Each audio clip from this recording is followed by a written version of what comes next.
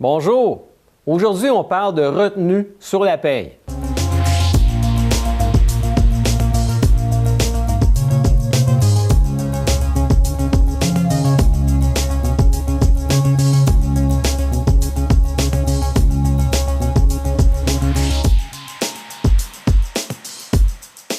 Est-ce que vous trouvez que vous payez beaucoup de retenue sur votre paye?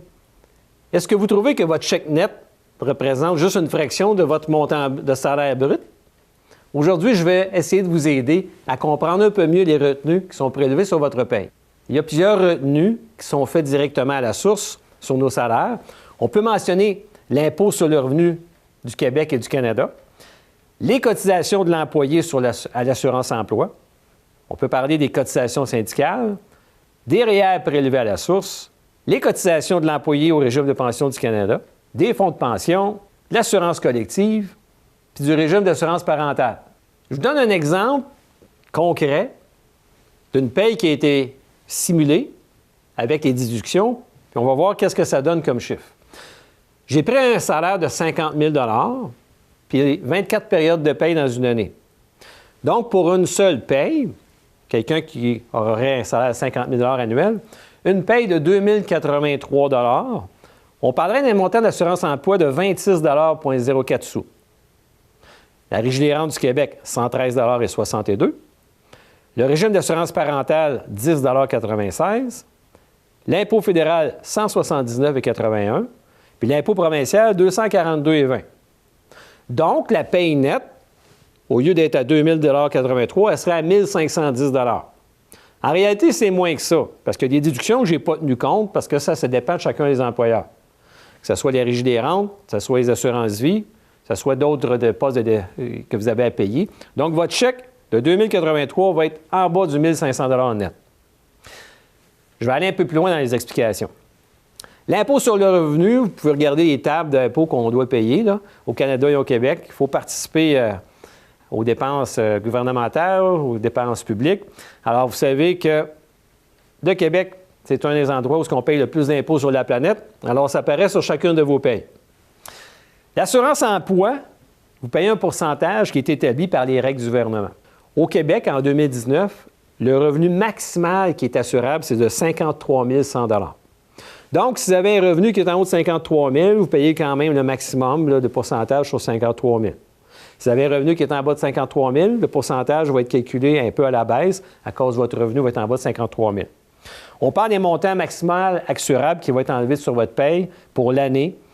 Pour l'employé de 663 $, puis l'employeur aussi va défrayer un montant d'environ 929 $. Le régime d'assurance parentale, c'est un régime qui existe depuis environ l'année 2006.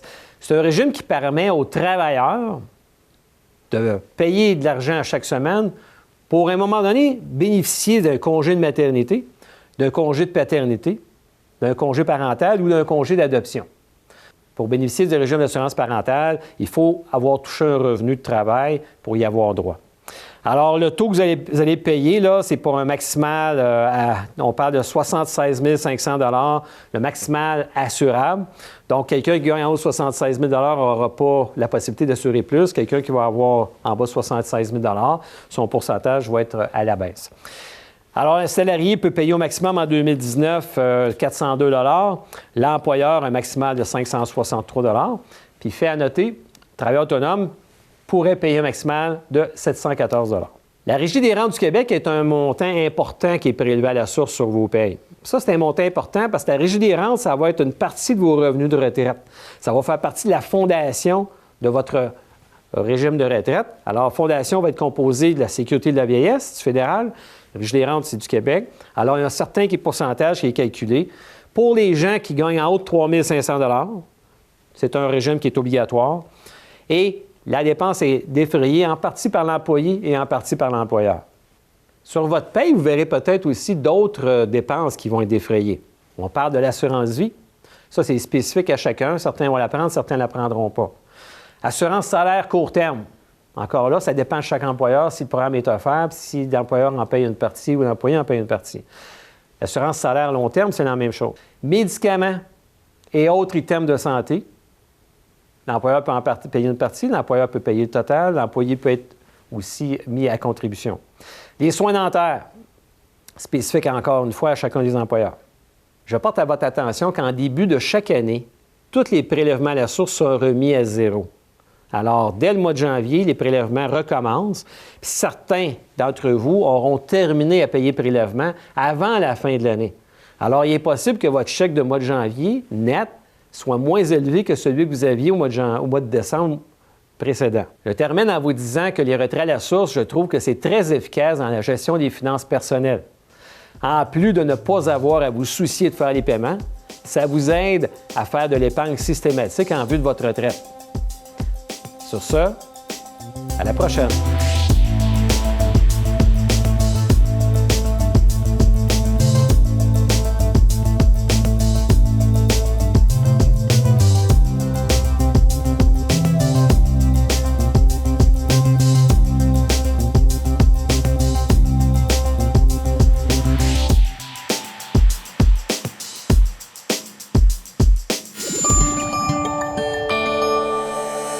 Nous TV, fiers de faire rayonner notre communauté.